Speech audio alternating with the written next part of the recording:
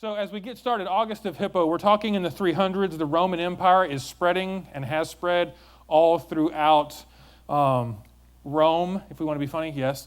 And then parts of northern Africa and other regions. Rome has already been at its highest, and we start to see a little bit of the end of Rome around this time. So that's the timeline we're in. 354 is when he was born. The possibility of his or other people's in this area's great-grandparents experiencing possibly some of what we read about in the book of Acts, the early church, okay? This is very close to the early church movement. We don't have Bibles. We have the scriptures as they're written, but we know later on, it's not in English yet, it's going to come along later before it ever gets into the common people's hands. So people still rely heavily on their bishops or their priests or the various, depending on the region, the people that are in charge, okay? So we're going to go through his life. Part one, his early life and his family. As you can see on the map just down there at the bottom, that's the northern part of Africa back then, north of the Sahara Desert. You got a couple of little towns there. He was born in Thagast, in a small town in North Africa. If you think of North Africa, oftentimes we think of Africa, we take terms of slavery. No, not that part of Africa yet. That would be more of a southern section, not the northern part. So then in that area, darker skin, but not necessarily black, but Augustine of Hippo was not white. A lot of times as you think about it, like, oh, early church fathers, they're all white. Yes, 1400s. We're talking in Europe. We're talking in different areas. We're in the northern part of Africa, so the blend of the races of his mom and his dad would give him a darker skin, okay? And that comes into play later on. He gets kind of picked on for that a little bit. His father, Patricius Augustinus, was a pagan who honored the old Punic gods. The Punic gods, Baal Hammon, properly Baal Hammon or Hammon. Was the chief god of Carthage. He was a weather god considered responsible for the fertility of vegetation and esteemed as king of the gods. He was depicted as a bearded older man with curling ram horns. The female cult partner was Tanit. So those were the gods of the day or possibly of that region or that culture. And Dad grew up knowing, worshiping, bowing down to, praying to that. But his mother, Monica, was a devoted Christian who persistently urged her religion on her children, and particularly on Aurelius, who showed brilliance. Now, Augustine and Aurelius are the same. Aurelius, Augustinius, you know what I meanicus, right? Because that's what we're going to be saying a lot. I'm going to say these names, and you're going to cringe every time. Because I at one point knew how to say them, but I said so many of them, I can't remember if that's the one that is the silent or the other one that's not. So that'll be our fun part for tonight as you watch me stutter through 300s wording. So, their family was part of a small part of a large complex economy in the area at which they lived in Thagast. Patricius scrimped to send Augustine to school and still had to rely on generosity of a wealthy patron, Romananius. His generosity is the one who helps take Augustine from maybe the smaller, poor side of barely getting through school. He ends up taking over, giving his life to help him get through all the different stages of education. As a boy, Augustine was sent to school in nearby Madura, but when he was 16, the tuition money ran out, and Augustine had to come home for a year while his family saved money. So he's about 16 years old. Out of school, got to take a year off. Now, we would think 16, we're thinking you're still a freshman in high school, but back then you would go away to school to learn all kinds of higher educated literary things, because if you're going to be intelligent, if you're going to be politically, socially acceptable and have a higher standing, your education was really important. Today, it's like getting a master's, where maybe in some of your generations in the time past, it was going to college was the big deal, right? Going to college, getting the degree. Now, pretty much, not everybody, but a lot of people will get a degree. Now they say you have to have a master's or more to be acceptable and have a good job and be doing the things that you need to do. But the money ran out and he had to take a break. Yet his superior intellect was probably already apparent to his family and friends. His intelligence, his ability to recall information, which will come into play later when he is a student and a teacher, then he becomes a teacher. We'll get to that in just a second. He seems to have outshone his older brother Who wants to try this one? Navigus or Navigus. We go with Navigus if we say it like a southerner. Who tags along later in episodes of Augustine's life. During the year of vacation from his studies, Augustine took part in the famous pear tree incident. To some, this might seem like a mere juvenile antics, just a bunch of rowdy boys ripping off pears and throwing them to the pigs. And that's probably how Augustine saw it at that time. So what we're going to do when we look back at Augustine's life, his childhood, his education, his growing up, his college life, so to say, and the way we view and see lives taking place today are not much different. You're going to see him doing juvenile acts, but look at what he did. Looking back on it later, as he reflected in the book he wrote called Confessions, he perceived it as a sin most foul. How many times have you caught yourself saying, that's what kids do? That's what kids do. My kids do things wrong, and I'm like, well, they're kids. And sometimes we say that because sometimes that is helpful. It helps us remember that, yes, they're kids and they're learning. But as he looked back on this experience after his conversion, after he was saved, he looked back on that and he didn't make a joke about it anymore. He said it was a sin most foul because he had matured. He came to a point to say that was wrong. It's not something that he should have done. After that year, we find him going off to school in Carthage, which is closer to the coast, okay? Supported by Romananius, who evidently saw Augustine's great potential and wanted this prodigy on his team. He wanted to educate him. Back then, a lot of times people would take over and help raise other people up if they were of value to you. An apprenticeship, if you want to call it that. He would kind of bring him on, and he would help out, and he would be profitable for him as an aide, as a helper. Kind of like we have with politicians, right? You have the politician, and then when you call in, you get what? The politician's aide, you get the interns, things like that. So he was kind of getting him along school to help him and be in regards to that. Augustine in Carthage was the backwoods boy in the big city, okay? So think of that, Richmond, and then you're going to go to New York City, right? Oh, I grew up in Richmond. I know what big buildings are. We got the two-story. Do we have a two-story building in Richmond? Sure, we got one somewhere. We just hide it. And then you go to New York City, and there's mass transit, and there's thousands of people on the sidewalk with you at the same time because there's millions of people in New York. And when you go there, you're like, whoa. And you come back here, you're like, wow, it's wide open. It's so nice or not. It depends. But Carthage was a lot more technologically advanced. So about Romanianus,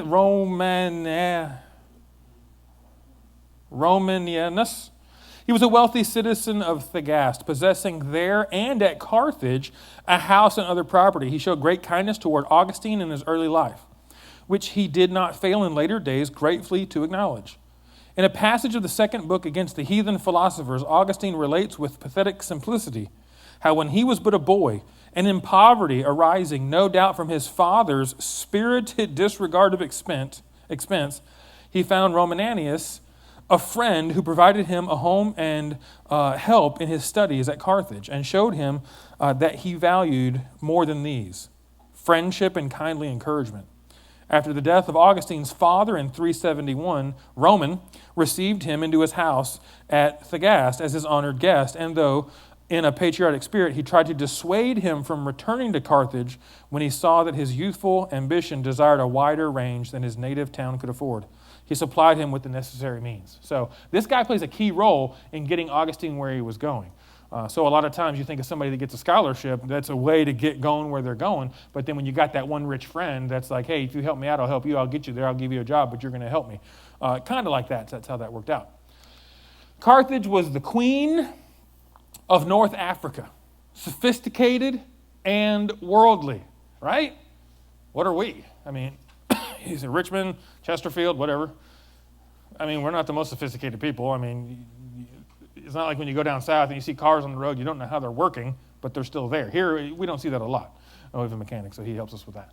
But a lot of times you would look at that day and age and in Carthage, that was closer to the ocean, closer to port, closer to traffic, closer to money, closer to more philosophical enlightenment. And it was the place to be, similar to us, what we would say, not Detroit necessarily, but maybe we'll get back there one day where we're like, let's all go down to Detroit. It'd be so much fun. Right now we're kind of like, yeah, as long as you go to a game or a specific thing, but you don't just go down there and like wander around like it's so great to be in Detroit.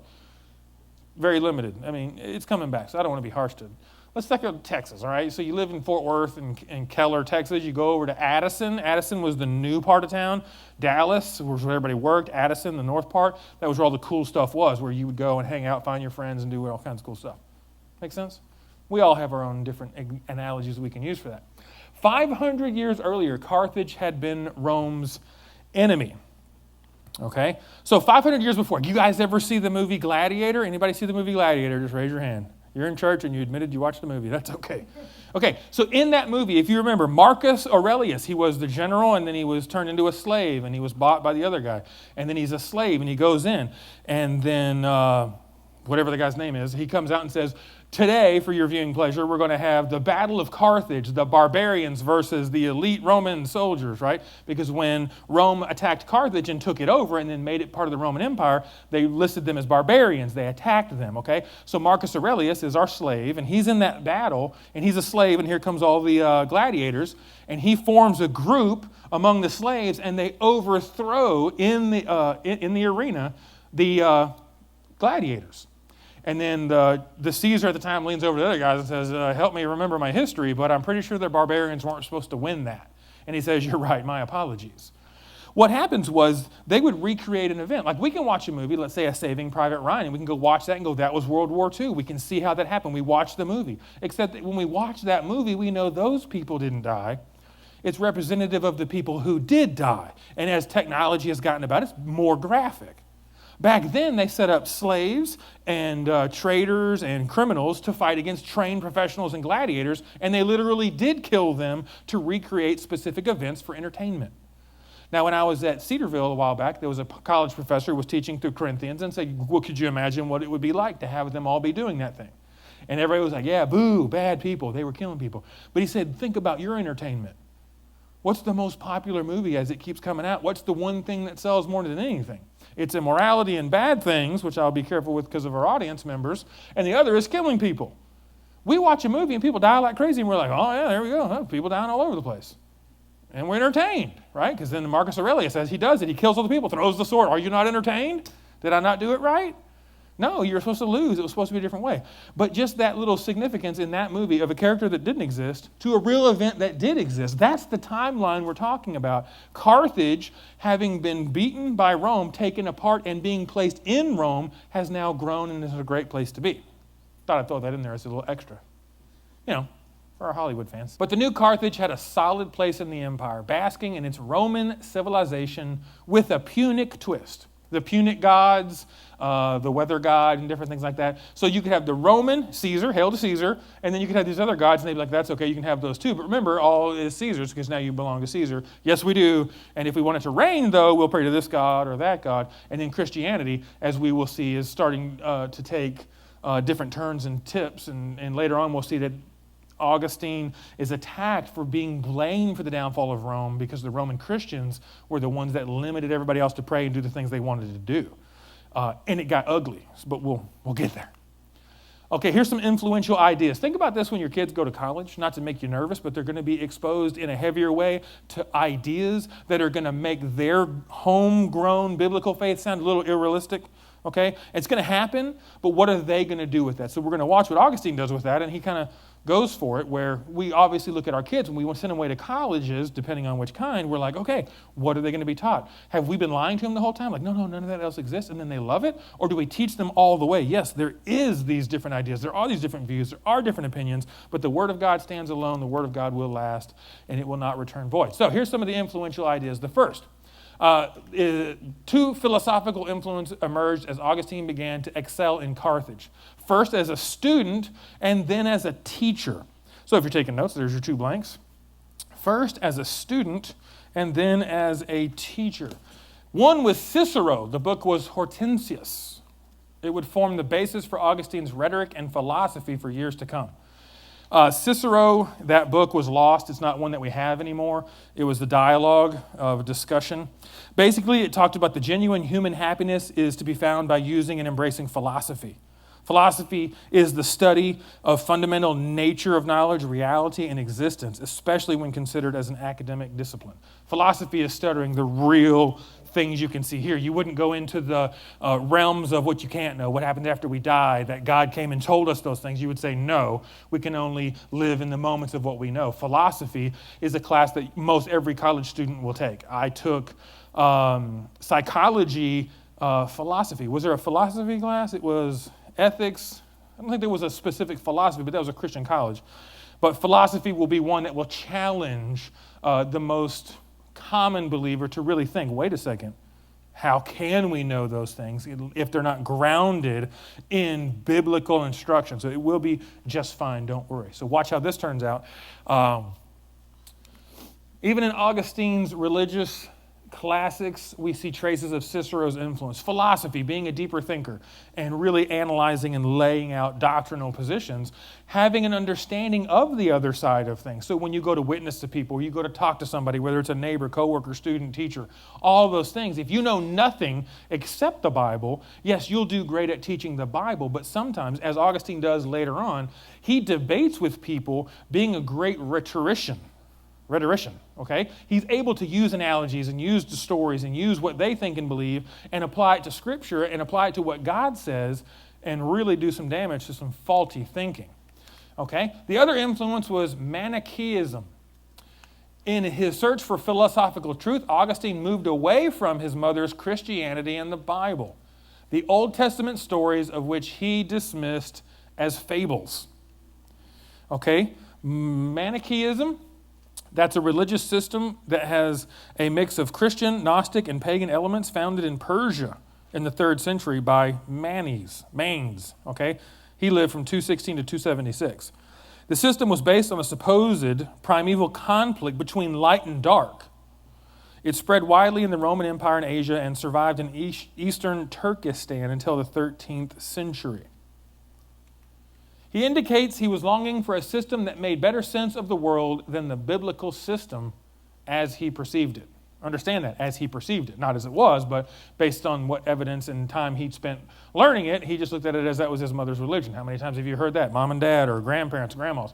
Some of you grandparents are doing a great job, but your kids are going to look at that faith and go, that's my grandma's faith. We want to teach them so that they know that it's their faith. So as you're teaching, as you're showing, as you're giving example, as you win victories, as you have struggles, and you teach your children these things, you're going to say, yes, I understand that, but listen, it is the real world. People used to say that about Christian college. You're going to go to a Christian college, you're not going to be able to function in the real world. The real world is that God lives and reigns in heaven. His Son died on the cross and rose again from the grave. One day I will stand before him, and so will everyone. That's the real world. I know how to function in the real world because I know God. That's the thinking that we need to impress on people, but it has to be their understanding. And we're going to see that it doesn't come until later 30s of his life that he truly does convert and believe in Christ. Okay, so it's not early on that he gets saved, like we've heard from some of our other people where they got saved when they were 7, and then they were writing novels about all kinds of great things, like we're going to read about Thomas Cranmer and other people. This takes a little while, okay? So some more influential ideas. When his studies in Carthage were completed, he returned to Thagaste to teach rhetoric and some Manichaeism on the side, though he tried to keep his mother in the dark about that, right? How many times have you done that? You walk in the door, you sneak real quiet, like, I don't want mom to hear about this one, right? He goes back home to live with his mom. Well, guess what? Monica found out that he was promoting heresy and threw him out of her house for a time. Not completely, but she threw him out because she was a devout Christian. She wasn't one of those Christians that was like, oh, okay, well, that seems different. She was like, no, you will not. Not in this house, right? You ever said that? We're getting there. I'm not going to say that. My dad used to always say that. Not in my house. And I think I said it the other day. Not in this house. We don't do that, or we don't say that, or we don't talk like that. You know what I mean? And then, okay, she went through with it. Augustine was so persuasive in his proselytizing that he even converted his patron, Romanianus, to Manichaeism. See what I'm saying?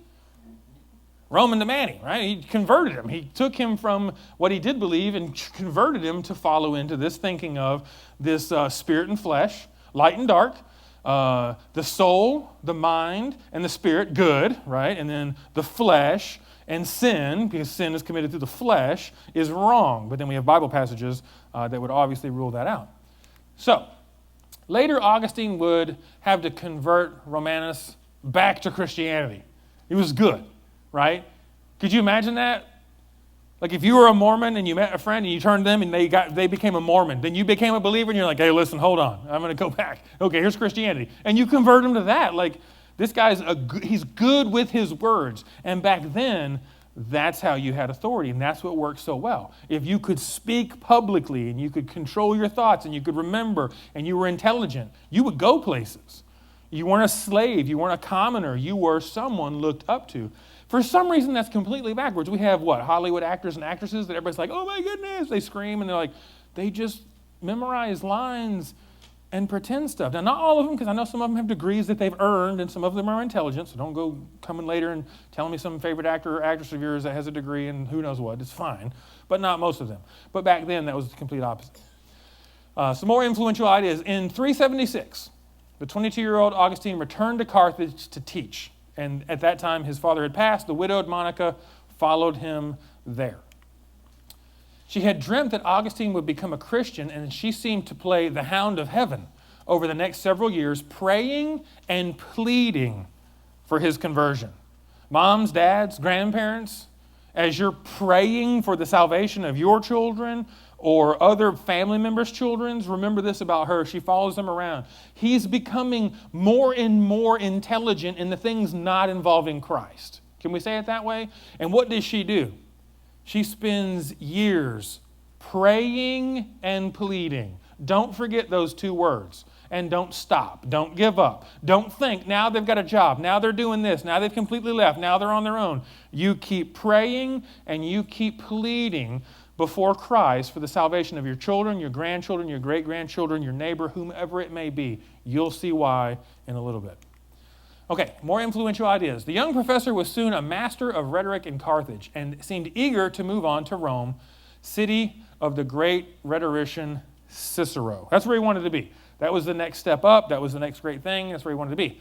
Now, when Augustine was 30, he moved to Milan under a bishop named Ambrose. Okay?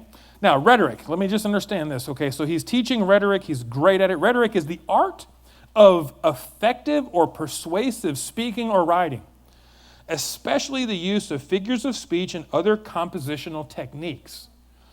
Like a comedian, you know how they can look in things and they see stuff and they make it funny, right? We can watch them and go, wow, that's so good. And they bring it all back together at the end and it's like a great routine. It's a great thought, all those things happening. Some politicians are really, really good at that. We've had some that we love to hear. Others, we look at them and go, who wrote that? Other times we have seen different things take place and whatever. But he was good at it. Aurelius Ambrosius is Ambrose's full name. Better known as St. Ambrose. That's what he ended up being called. He was the bishop of Milan who became one of the most influential ecclesiastical figures of the 4th century. He was the Roman governor of Liguria and Emilia, headquartered in Milan, before being made a bishop of Milan by popular acclamation in 374. Ambrose was a staunch opponent of Arianism and has been accused of fostering persecutions of Arians, Jews, and pagans. Traditionally, Ambrose is credited with promoting antiphonal chant, a style of chanting in which one side of the choir responds alternately to the other, as well as composing a song in Latin that I can't say. It was an Advent hymn, though, just so you know. Ambrose was one of the 4 original doctors of the church and is the patron saint of Milan. He is notable for his influence on Augustine of Hippo. So this guy is already well known. This guy already has authority. And here comes Augustine, who loves to argue, really good at it, likes to talk, wins over people. He was a student, a teacher in Carthage, great place. Milan, Rome, let's get there. That's the center. And he ends up there. He was attracted by Ambrose's warm personality and at the same time marveled at Ambrose's deep thoughtfulness and his devotion to scholarly sermon preparation. Scholarly sermon preparation, not making stuff up. Really digging deep in the scriptures and proclaiming the truth. That's what he was known for, and he enjoyed that. A warm personality is extremely helpful, right? We know smug people. We put up with them. In the name of Christ, we will be friendly, right? But you don't teach as well. I had several teachers, sometimes you love going to their class because they love teaching what they taught. And other times you were wondering when they were going to quit because, man, they made you want to quit. And you would hear them tell you about stuff, and it was just like, they would read stuff to you, you would write it down, you would take a test, and you'd be done with the class. Others were like, today we're going to be in the book of Romans, and I'm like, let's do it. It was great, and I loved that class. Romans was one of the best. Corinthians was one of the best. She's shaking her hand because she has a different view of the teacher. Oh, no, she agrees. I'm sorry. That was a different hand gesture. Sorry. My problem. Never mind. Edit that out, Stephen. We'll get it fine. But a devotion to scholarly sermon preparation. There was an intelligence there, not just another person who had made it there and has authority and then can dictate by his power and authority to say, I'll just tell you what to do, and that's it. It was much better. So here we go with his conversion. For all its fame, Augustine's conversion did not have the drama of a sawdust trail altar call. You ever hear about those? We'll hear about a lot of those when we get back into the 17, 18, and 1900s for certain people, when it was this tragic moment in their life. It was all these great, amazing things. God called them out of all these other things, and it was just a miraculous change. It was this. Shortly after a visit from Pontianus, which was a friend of his who passed away, Augustine was walking in the garden of his house when he heard a child's sing-song voice repeating, take up and read. He just kept hearing that. Literally, I don't know, we would know no, but we would know that something in him kept saying, take up and read, take up and read. So he took up Romans 12 through 15. Anybody familiar with Romans 12, 13, 14, and 15? Anybody there? Anybody? I mean, you don't have it memorized yet because we haven't done that yet, but next week we're going to do Romans, no, I'm just kidding. Romans 12 through 15 outlines how the gospel transforms believers and their resulting behavior. Because you remember early on, Manichaeism that he was focused in, and then him looking back at his own youth, he would struggle with the light and the dark. The light and the dark. The sin is bad. Flesh is bad. The spirit is good. But then he realizes the flesh being redeemed in Christ, Romans 12 through 15, had a profound impact on him. It was now different. Okay?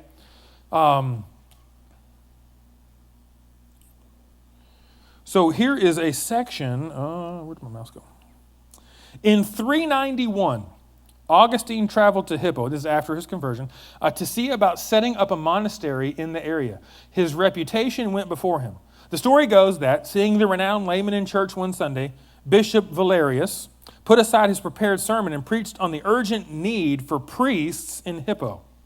The crowd stared at Augustine and then pushed him forward for ordination. Could you imagine that? We scheduled an ordination, and I came willingly, and I had a guest speaker. Could you imagine if you went somewhere and you just sat down, and you're in the service, and like, that's the guy. That's Mr. James. James is here. James is that great teacher. We've heard about him over there at that other church. And then the pastor puts his sermon away and says, we need to ordain someone to ministry. And everybody starts grabbing James and starts shoving him to the front. He'd be like, I don't want to do this. But they was like, no, dude, you're doing it. And so that's what they did to him. Okay?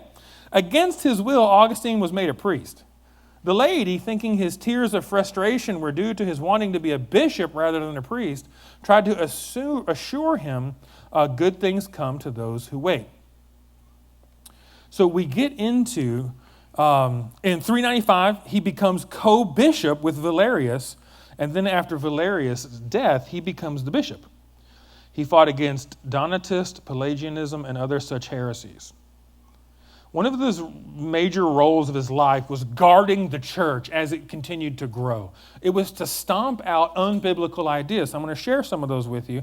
I didn't have time to put them all in here and make the slide. It would be way too long. So I'm just going to go over them really quick.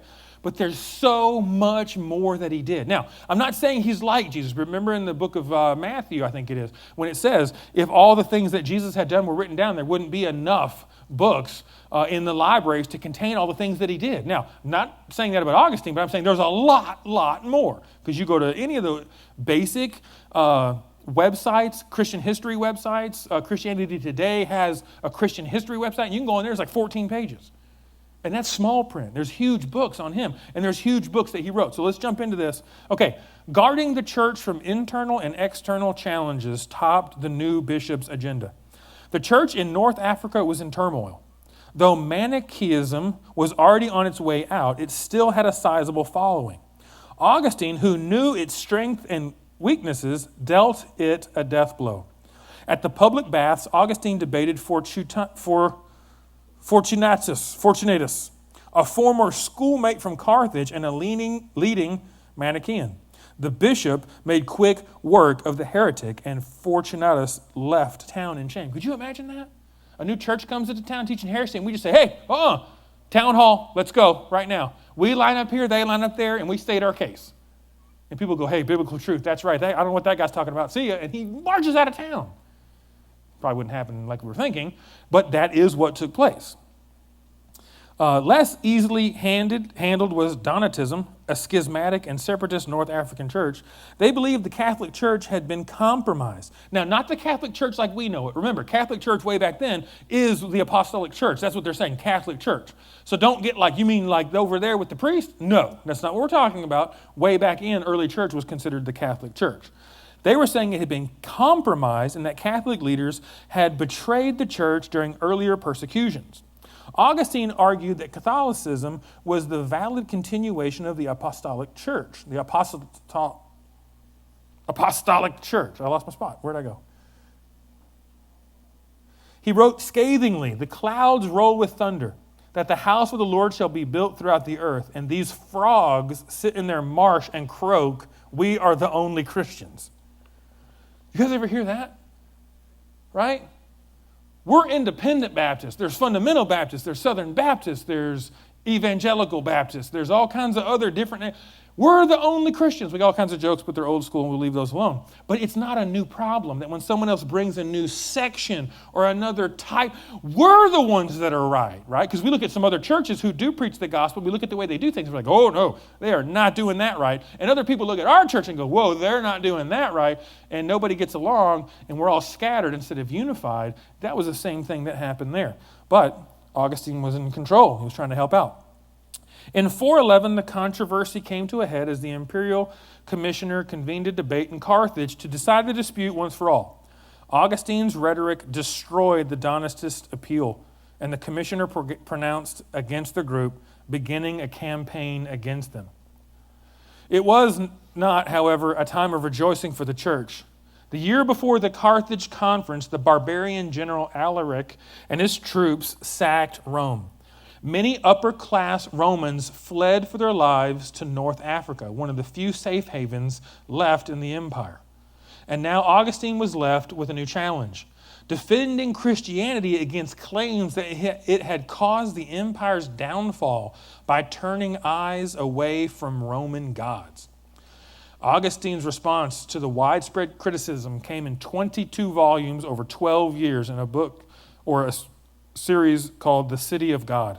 He argued that Rome was punished for past sins, not new faith. His lifelong obsession with original sin was fleshed out, and his work formed the basis of the medieval mind. Mankind is divided into two sorts, he wrote, such as living according to man and such as living according to God. These we call the two cities. The heavenly city outshines Rome. There, instead of victory, is truth. One other front Augustine had to fight to defend Christianity was Pelagianism. Pelagianism is the belief that original sin did not taint human nature, and that mortal will is capable of choosing God or evil without special divine aid. This theological theory is named after the British monk Pelagius. Although he denied at least some point in his life many of the doctrines associated with his name, Pelagius was identified as an Irishman by St. Jerome. Pelagius taught that the human will was created with its abilities by God and was sufficient to live a sinless life, although he believed that God's grace assisted every good work. Pelagianism has come to be identified with the view, whether or not taught by Pelagius or not, that human beings can earn salvation by their own efforts.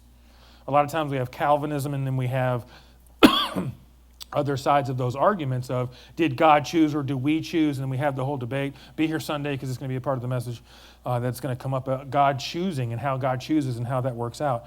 But that was where that started from. He was a British monk. And he gained popularity just as the Donatist controversy ended. Pelagius rejected the idea of original sin. Okay, I think I just read that. Insisting instead that the tendency to sin is humankind's own free choice.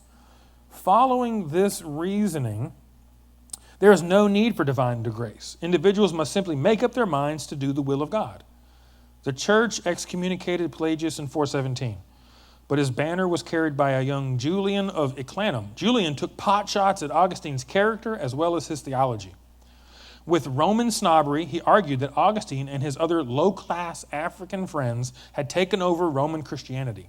Augustine argued with the former bishop for the last 10 years of his life. In the summer of 429, the Vandals invaded North Africa, meeting almost no resistance along the way. Hippo, one of the few fortified cities, was overwhelmed with refugees. In the third month of the siege, the 76-year-old Augustine died, not from an arrow, but from a fever. Miraculously, his writings survived the Vandal takeover, and his theology became one of the main pillars on which the church of the next 1,000 years was built upon. A lot of times you're going to read, and when we go through some of our different stuff, when you guys are teaching, whoever those people are, you look through this and you'll find Augustine. You'll find him referenced quite a bit because it's one of the works that were easier to have and to read through, and it really does set a basis. Anti-Pelagianism or Pelagianism is still out there today in different ways and different forms. People who believe in free will, they believe in all these different movements and methods. It all goes way back when the early church was first starting out. They had somebody there that was saying no. But what did they do? Sometimes they got ruled against, sometimes they got ruled for. His most famous writings, which survived the Vandals' takeover, were The City of God, it's The City of God, and Confessions, Augustine's Confessions.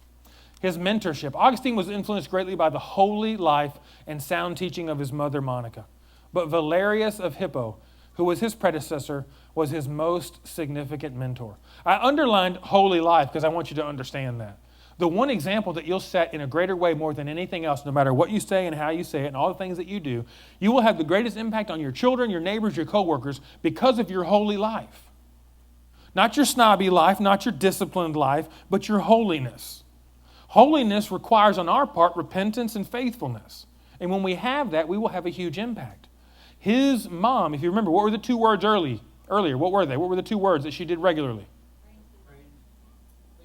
Pleaded and prayed regularly. That's what you're doing. That's what you're doing for your neighbors. You're not giving up on them. That's what you're doing for your kids. You're not giving up on them. That's what you're doing for your parents possibly, or your kid. Either way, whichever way that works, that's what you're going to continually do. And you're going to realize that one day the person you're praying for, whether it's your kid or your neighbor, grows up and becomes some great evangelist, and then in 200 years they got some young youth pastor, not young, I was trying to make a joke like I'm young, teaching on your kid's testimony going, oh yeah, back in the day when their dad was in church, he did this and he did that and he prayed and he always made sure they were there and they fought him and they didn't like it and they didn't want to go, but he made them go. And when he did, and in turn, Christ was glorified and he was magnified. But it's going to take your hard work, your patience, and your prayer. And you'll get there. God will not abandon you. Monica was not abandoned either. And she's listed as one of the most influential people as him as a mentor. It was his mom's regard for Christianity. Don't give up.